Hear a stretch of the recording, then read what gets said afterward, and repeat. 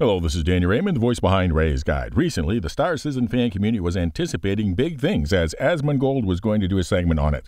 His following is huge, over 26 million subscribers, and he is very influential with them. Sadly, the initial segment focused on some of the laziest pieces of cut-and-paste journalism out there, none of which was actually news at all. First, the "oh my god, they have $48,000 bundle of stuff," which was announced 5 months ago in January, or the prior price change of January of 2023, or the price change before that of January 22, 21, 20. Yeah, lazy journalism at its laziest. And second, the "oh my gosh, they have passed 700 million and nothing's finished." Because, the nature of linear time will mean that someday 750 million will be passed, and 800, 900, and even a billion, and the nature of human expectations will still have people, regardless of the actual state of the game, saying so much is still not finished. And then there was the "oh my gosh, there's a club for people who have spent so much money, what kind of a crazy-ass thing is this?" And then he had two callers. The first of which left the game many years ago and was clear that time had clouded much of his memories or blended them with other games, as much of what he said was inaccurate. The second caller was a current player and perhaps feeling a need to defend against the first caller, was a bit too white-knighty and was sometimes inaccurate in the other direction. For example, if the 800-player count test was a success, which it was from an engineering standpoint, meaning that the desired level of stress was obtained and useful data collected, which is not the same as playable at that level, because if it was playable, they would have felt a need to have a 1,600-player test to get the kind of data that they were looking for. But even if the questions were old, they were raised again in a large public place and thus deserve addressing, particularly since in some cases not only is the journalism been lazy, but I think that even the non-lazy Star Citizen content creators have missed the point on some of these matters. First of all, is CIG's marketing of Star Citizen ships manipulative? Yes, of course it is. All marketing of consumer discretionary non-essentials is manipulative. Manipulation is the essence of consumer discretionary sales. Technology is a glittering lure, but there's the rare occasion when the public can be engaged on a level beyond flash if they have a sentimental bond with the product. And tools like fear of missing out, exclusivity, self-image, etc. are being played on you all the time by every company. Don't want to be manipulated? Don't buy anything that you don't absolutely need, ever.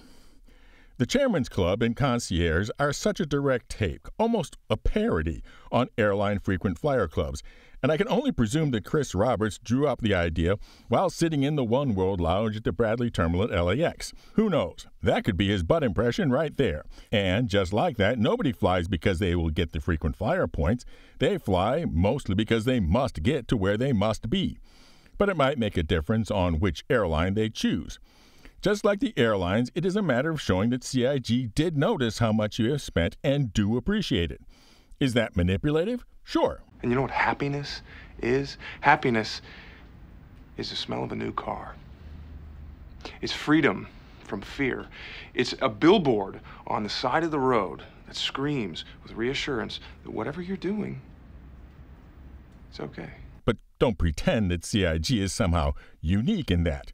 Heck, there are a half dozen fast food restaurants right now that are collecting reward points on my phone for every dollar I spend there. And yes, CIG has crowdfunded $700 million, but that's over a dozen years and has gone into 2 games and a whole lot of core technology and building a game company with 5 different studios around the world because, well, those games weren't going to make themselves. And yes, there is a game. It's an early access game like Pal Word or Manor Lords, and thousands of people are playing it all the time. Now, here is the tech tree from Manor Lords, and the parts that are showing as locked aren't locked because they haven't been achieved by me, it is because they haven't been written yet. And the same thing for the policy options. And these are hardly the only things missing from Manor Lords. They're just the easiest to visualize. Now, you can be a half-empty kind of guy and say, how can you dare call it a game if the tech tree and policy tree are only half-finished? How dare you call it a game if there's only one map? How dare you call it a game if AI doesn't build its own towns? How dare you call it a game if there are neither cooperative or competitive multiplayer? The millions of people who own and play Manor Lords have been duped into a scam because there's nothing but a tech demo. Or you can have fun playing a fun game now with the hope of an even deeper and more fun game later. And that is also where most of the estimated 80,000 daily players of Star Citizen are at now. We have fun. We are having fun now. And we are looking forward to even more fun in 3.23.2 and in 4.0. Nobody thinks of it as a complete game or a finished game. Like Manor Lords, we are well aware of the things that aren't there, but unless complaining is your idea of fun, why spend your fun time focusing on complaining about what isn't there? Play what is. So that brings me to the Legatus package at $48,000. What's with that? Well, and this is where I think a great many Star Citizen content creators are missing the actual phenomenon. Obviously, people buying this package have disposable income, but I don't think that they are necessarily in the money is irrelevant levels of wealth. I hope that they are not going into debt or foregoing essentials or ignoring more important life choices, but I can't be sure, and I do think that their purchase is important to them. And I don't think that it is, as some speculate, that they are being bought by people doing fleet planning for large orgs, because so much of the contents of the Legatus Pack is irrelevant to an organization fleet, including most of the ships. So, for example, it has one of every kind of Aurora. Now, even if your fleet plan for your organization includes Auroras, and why would it, you would pick which of the Aurora models was best for your fleet and buy whatever number they needed of that specific Aurora. The real point and audience of Legatus Pack is found in its original name, which was the Completionist, which in its initial offering was $15,000. It was how you could trade in your incomplete collection and, with one click paying the difference, had the satisfaction of knowing that your collection was truly complete. Complete without ever having to win an F5 war or wondering when or if that particular ship would ever go on sale again, and complete with every ship having that extra shininess of LTI. Yes, backers wanted CIG to make that package, but it wasn't the fleet buyers or the pay-to-win seekers. It was collectors, because only collectors have that distinctive drive to have their collection be one of absolutely everything, and to not only that, but to remain complete. That is why the $40,000 Legatus Pack became the $42,000 Legatus Pack, which became the $45,000 Legatus Pack, which then this January became the $48,000 Legatus Package. And you can mark your calendar that in 6 months there will be a new Legatus package, which will include both the Pulses, the Firebird, the Medical Ursa, the Hornet Mark II, whatever new ships get introduced at this year's IAE, a bunch of subscriber stuff, all the digital CitizenCon goodies, plus maybe a few pre-launch Squadron 42 items, all for what I guess will be $51,000. So all the $48,000 Legatus collectors can budget the $3,000 for your upgrades to keep your collection complete. Kotaku and PC Gamer and all the rest, you can go ahead and cut and paste last year's article already. Streamers, you can go ahead and rehearse your shocked and outraged expressions at the mirror, particularly including how you will still find it surprising. And you can go ahead and create your clickbait thumbnails. It's all on rails. Now, does this make any sense? Absolutely not.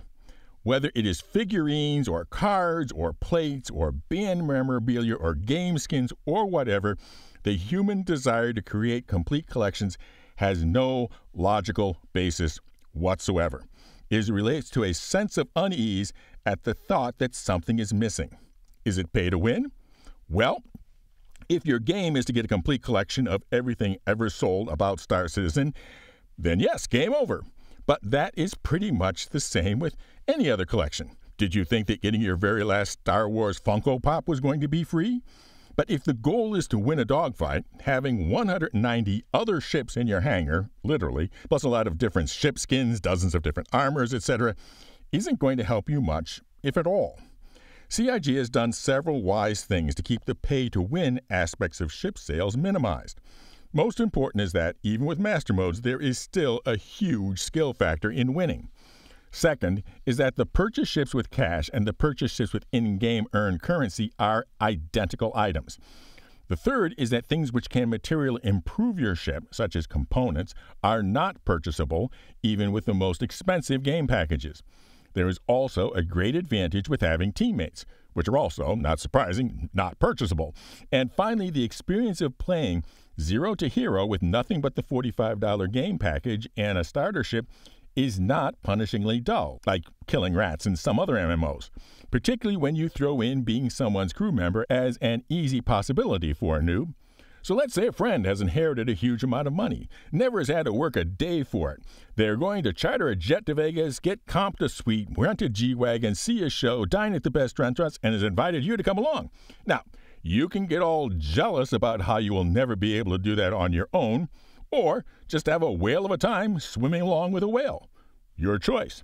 And now for an update on the only reason why I have concierge status, my ship giveaways. Yes, I have already had to buy all these ships, so call me Space Marshal Dan.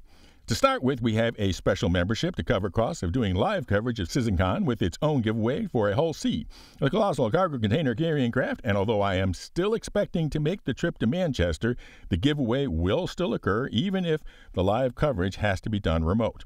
Plus, we have our regular Grow the Channel ship giveaway for the Zippy Zazzy Zaptig Zephyr, the Zeus 2 cargo, which we are just waiting on the subscriber goal for, as well as the marvelous multiplayer multi-role mining meta, the Arasta. 1 entry per video, be a member for automatic entry for each video, or subscribe and comment somehow including the secret word. And the secret word for this video is what I suspected had Chris Roberts' butt imprint. Fly safe, keep it real, and I'll see you in the verse. This is Daniel Raymond for Ray's Guide.